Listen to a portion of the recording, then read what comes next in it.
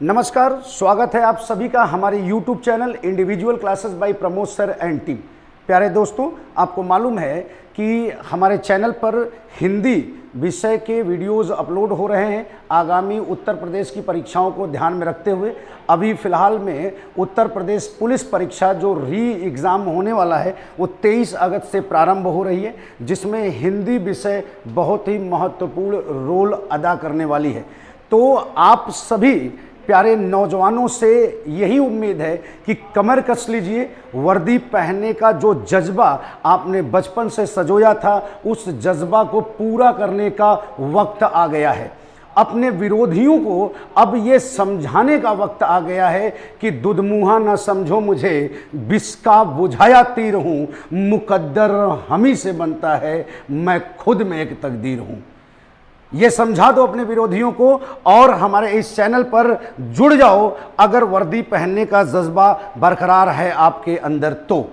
और उसी क्रम में जो हिंदी वर्णमाला का चैप्टर हमने प्रारंभ किया था, जिसमें हमने आपको पहले वीडियो में बताया कि वर्णों का जो वर्गीकरण नामकरण के आधार पर किया गया है, उसमें स्वर वर्णों को और व्यंजन वर्णों को हमने आपको समझाया था। अगर आप में से कोई भी हमारे उस वीडियो को नहीं देखा है तो हमारे डिस्क्रिप्शन बॉक्स में जाकर लिंक पड़ा हुआ है, वहां से हमारे उन वीडियोस को देखकर अपने सारे डाउट्स और प्रश्नों को क्लियर कर सकते हैं। अगर आपको कोई समस्या होती है तो कमेंट बॉक्स पर हमें जरूर बताइएगा। और उसी क्रम में व्यंजन वर्णों के ही क्रम में एक प्रश्न पूछता है अघोष और सघोष को लेकर, जो कि आप देख रहे हैं आज का जो हमारा ये वीडियो है वो अघोष और सघोष को लेकर है।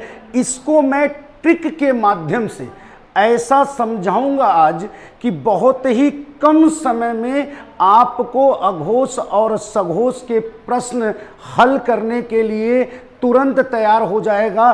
केवल हमारे इस वीडियो को एक बार देख लोगे तो लाइफ में कभी भी अघोष और सघोष जैसे प्रश्नों को हल करने की समस्या नहीं होगी। अब आपको रटने वाला जो कॉन्सेप्ट था वो खत्म कर देने वाला हूं मैं। एक ऐसा ट्रिक आपके सामने रखूंगा जिस ट्रिक के माध्यम से आप सभी अघोष और सघोष वर्णों को याद कर लेंगे। बस आशा करता हूं कि आप हमारे इस चैनल पर बने रहिए, वीडियो को पूरा देखिएगा, लाइक और शेयर जरूर करिएगा अगर आपको ये वीडियो पसंद आता है तो। हमारे individual classes bye Pramod sir and team की पूरी टीम हमारे उन सभी विद्यार्थियों के लिए पूरी जी जान से लग गई है जो कि आगामी परीक्षाओं की तैयारी कर रहे हैं हमारे। तो आते हैं दोस्तों अपने इस चैनल पर जो आज का हम टॉपिक लेकर चल रहे हैं वो है अघोष और सघोष। आपको थोड़ा सा समझा दूं अघोष और सघोष के बारे में कि अघोष और सघोष होता क्या है। जितनी भी व्यंजन वर्ण हैं, जब हम उन व्यंजन वर्णों का उच्चारण करते हैं तो हमारे स्वर तंत्रियों में कंपन होता है। बिना कंपन के तो कोई भी वर्ण हमारे मुख से बाहर होगा नहीं। हमारे स्वर तंत्रियों में जो भी कंपन होता है, उन्हीं कंपन के आधार पर हमारे व्यंजन वर्णों को बांटा गया है अघोष और सघोष की श्रेणी में। और हमारे पेपर में प्रश्न पूछता है कि निम्नलिखित में से कौन सा वर्ण अघोष है, निम्नलिखित में से कौन सा वर्ण सघोष है। और हमारे विद्यार्थी उसमें उलझ जाते हैं कि आखिरकार इसमें कौन सा अघोष है, कौन सा सघोष है, किस में कैसा कंपन हो रहा है, किस में ज़्यादा कंपन हो रहा है, किस में मामूली सा कंपन हो रहा है। इन सारे तरीके के प्रश्नों को हल करने के लिए जो अघोष और सघोष के संबंध में पूछते हैं हमारे पेपर में, वो हम एक छोटे से वीडियो में ट्रिक के माध्यम से आज आपको बताने वाले हैं। चलो तो शुरू करते हैं अपने इस क्लास को और आपको समझाता हूं कि चीजें क्या हैं। देखो, पहले तो बात करता हूं अगर घोषत्व के आधार पर हमारे व्यंजन वर्णों को बांटा गया है। घोषत्व का क्या मतलब होता है जरा ये समझ लो। आधार पर व्यंजन वर्णों का जो विभाजन किया गया है, तो पहले घोषत्व के बारे में समझो। घोषत्व का मतलब होता है कंपन। घोषत्व का मतलब क्या होता है? कंपन होता है। कंपन, यानी जब हम किसी भी व्यंजन वर्ण को बोलते हैं तो हमारी स्वर तंत्रियों में कंपन होता है। जो भी व्यंजन वर्ण हमारे होते हैं, जब हम उनके कंपन को देखेंगे उच्चारण करने पर, तो कुछ ऐसे व्यंजन वर्ण हमें मिलेंगे जिसमें बहुत मामूली सा कंपन होता है या न के बराबर कंपन होता है। तो जिन व्यंजन वर्णों में न के बराबर कंपन होता है, उन व्यंजन वर्णों को नाम दिया गया अघोष, यानी अघोष, यानी उसमें कोई भी घोषत्व नहीं होता है, उनको नाम दिया गया अघोष। ठीक। और दूसरा हमारे सामने आया, कुछ ऐसे व्यंजन वर्ण हमारे होते हैं जिनको बोलने में हमारे स्वर तंत्रियों में बहुत ज्यादा कंपन होता है। ठीक। और उसको नाम दिया गया सघोष, या फिर उसी को एक नाम और देते हैं हम, घोष। तो अघोष और सघोष ये दो प्रकार के हमारे वर्ण व्यंजन वर्णों में होते हैं जो कि स्वर तंत्रियों में कंपन के आधार पर विभाजित किए गए हैं। मैंने क्या समझाया? मैंने बताया कि जिन व्यंजन वर्णों को बोलने में कम कंपन होती है हमारे स्वर तंत्रियों में, या मामूली सा कंपन होता है, या लगभग 9 के बराबर कंपन होता है, हम उसे क्या नाम देते हैं? हम उसे नाम देते हैं अघोष। ठीक। और जिसमें जो है ज्यादा कंपन होता है, जिन व्यंजन वर्णों में ज्यादा कंपन होता है स्वर तंत्रियों में बोलने पर, हम उसको क्या नाम देते हैं? सघोष, या फिर उसी को क्या कहा जाता है? उसी को कहा जाता है घोष, सघोष या घोष।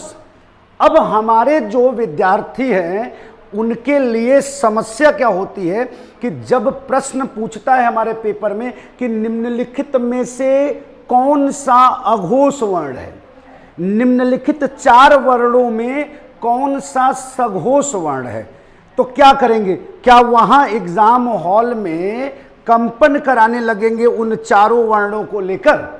आप अगर चारों वर्णों को जो ऑप्शन में हमारे दिया हुआ है, अगर उनको बोलकर ये सोचेंगे कि देखूं किसको बोलने में कम कंपन हो रहा है, किसको बोलने में ज्यादा कंपन हो रहा है, तो ये कम कंपन और ज्यादा कंपन कराने के चक्कर में आपके प्रश्न का उत्तर गलत हो जाएगा।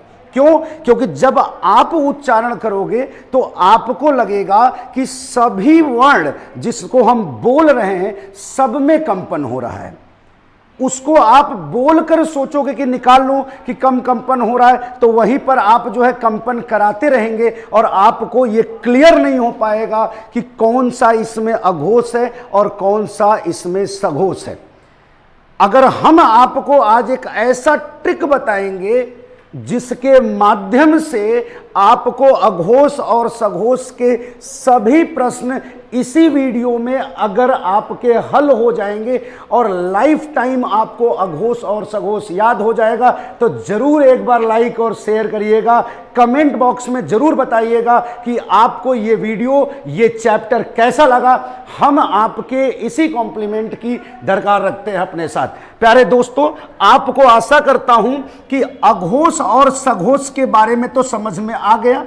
जिन व्यंजन वर्णों को बोलने में स्वर तंत्रियों में कम कंपन होती है उसे अघोष कहते हैं, जिसको बोलने में स्वर तंत्रियों में ज्यादा कंपन होती है उसे सघोष कहते हैं।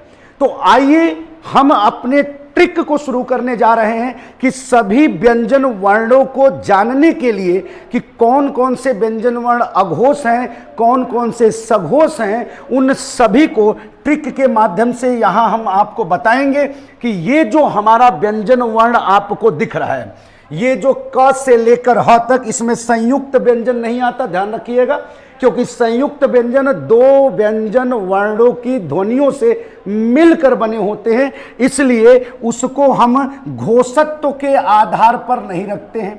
वो 2 वर्णों की ध्वनियां उसमें मिली होती है। पिछले वीडियो में मैंने आपको समझाया था, वो आप देख लीजिएगा वीडियो, उसमें सभी व्यंजन वर्णों के नाम हमने क्लियर किया था। तो ये जो हमारे व्यंजन वर्ण हैं, इसमें कौन कौन सा व्यंजन वर्ण अघोष है और कौन कौन सा व्यंजन वर्ण सघोष है, इसके लिए एकदम ध्यान से बच्चों देखिएगा। जो ट्रिक मैं आपको समझा रहा हूं वो कभी भी नहीं पाया होगा आपने, जो आपको individual classes bye Pramod sir and team की पूरी टीम लग के आपको दे रही है। एक ऐसा कैप्सूल क्लास जो कि आपके परीक्षा के लिए रामबाण साबित होने वाली है, यह ध्यान रखिएगा। आइए अब आपको समझाता हूं कि इसमें कौन कौन सा अघोष है और कौन कौन सा सघोष है। देखो प्यारे बच्चों, मैंने आपको बताया था पिछले वीडियो में कि ये जो क से लेकर म तक के हमारे व्यंजन वर्ण दिख रहे हैं आपको, क से लेकर म तक, इन 25 वर्णों को क्या नाम दिया जाता है? मैंने आपको बताया था पिछले क्लास में, इन 25 वर्णों को स्पर्श व्यंजन कहा जाता है। मैंने आपको बताया था इनके नाम कि इनको कहा जाता है स्पर्श व्यंजन। अब स्पर्श व्यंजनों की संख्या ये 25 होती है। अब इन 25 में अघोष वर्ण भी है और सघोष वर्ण भी है। अब इन्हीं में से उठाकर 4 वर्ण हमारे पेपर में दे दिया और पूछ लिया कि इसमें से कौन सा वर्ण अघोष है, कौन सा वर्ण सघोष है। अब ये समझा जाओ तो प्यारे बच्चों, इस स्पर्श व्यंजन में कौन कौन सा वर्ण अघोष है और कौन कौन सा वर्ण सघोष है, इसको ट्रिक हम जो आपको बता रहे हैं वो जरा ध्यान दो। अभी हम सिर्फ ये स्पर्श व्यंजन के जो ये 25 वर्ण हैं, सिर्फ इसी के लिए ट्रिक बता रहे हैं कि ये जो 25 वर्ण हैं, इन 25 वर्णों में कौन कौन सा वर्ण अघोष है और कौन कौन सा वर्ण सघोष है। अब जरा देखो, ये जो हमारे 25 वर्ण दिख रहे हैं, इसमें ये वाला वर्ग पहला है, ये पहला वर्ग है जो आपको दिख रहा है। देखो क च ट त और प। ये वाला दूसरा वर्ग है, क छ ठ थ और फ। ये वाला तीसरा वर्ग है, ये वाला चौथा वर्ण है, ठीक है, ये चौथा वर्ण दिख रहा है आपको। और ये जो है आपको 5वां वर्ग दिख रहा है। ये 5 वर्ग होते हैं हमारे स्पर्श व्यंजन में। कौन कौन से? ये जो है हमने आपको बताया कि ये पहला वर्ग है, ये दूसरा वर्ग है, ये तीसरा वर्ग है, ये चौथा वर्ग है और ये 5वां वर्ग है। इतना तो क्लियर है आपको कि ये स्पर्श व्यंजन के जो 25 वर्ण हैं, इनको 5 वर्गों में बांटा गया है। ठीक, अब हमें क्या ध्यान रखना है, ध्यान सोचो। ये जो 25 वर्ण हैं, इसमें कौन कौन सा अघोष है और कौन कौन सा सघोष है, इसके लिए एक सूत्र बता रहा हूं, जिस सूत्र को याद रखो आप। ये सूत्र क्या बता रहा हूं जरा समझो। ये सूत्र जो बता रहा हूं, ये सिर्फ इन 25 के लिए बता रहा हूं कि ये जो 25 स्पर्श व्यंजन है, इसमें कौन कौन सा हमारा अघोष और सघोष है। अभी जो नीचे वाले हैं, इनके बारे में अभी आगे बताऊंगा। और स्पर्श व्यंजन में 25 में कौन कौन सा अघोष और कौन कौन सा सघोष है, इसके लिए क्या सूत्र आपको याद रखना है वो जरा देखो। आपको याद रखना है अघोष अपॉन सघोष। क्या याद रखना है? अघोष अपॉन सघोष। ठीक, और ये जो सूत्र बताया हूं, ये सूत्र सिर्फ किसके लिए है? सिर्फ ये जो 25 हमारे स्पर्श व्यंजन है, केवल इनको अभी जान रहे हैं कि इनमें कौन कौन सा अघोष है और कौन कौन सा सघोष है। ठीक, और इसके आगे सूत्र याद रखो बच्चा कि 12/345। क्या याद रखोगे? 12/345। 12/345। अब देखो ये 12/345 है क्या, जरा इसके बारे में समझो। ये 12/345 जो मैंने लिखा है, इसमें 12 का मतलब है पहला और दूसरा, 345 का मतलब तीसरा, चौथा और 5वां। और ये पहला और दूसरा यानी 12 किसके सामने है? अघोष के सामने। 345 किसके सामने है? सघोष के सामने है। यानी कि स्पर्श व्यंजन के हर वर्ग का पहला और दूसरा वर्ग जो है, पहला और दूसरा वर्ग, ये दोनों वर्ग हमारे क्या कहलाते हैं? ये दोनों वर्ग हमारे कहलाते हैं अघोष। क्या कहलाते हैं? अघोष। जो कि किसके सामने है? अघोष के सामने है ना, पहला दूसरा यानी 12। ठीक। और ये जो तीसरा, चौथा और पांचवा दिख रहा है आपको, तीसरा, चौथा और पांचवा, ये किसके सामने है? सघोष के सामने है। यानी तीसरा, चौथा और पांचवा ये हमारे क्या होते हैं? सघोष। क्या होते हैं? सघोष। तो समझ में आ गई आपको इन 25 वर्णों में कौन कौन सा वर्ण अघोष है, कौन कौन सा वर्ण सघोष है। एकदम छोटा सा ट्रिक आपको बताया मैंने ये स्पर्श व्यंजनों के लिए।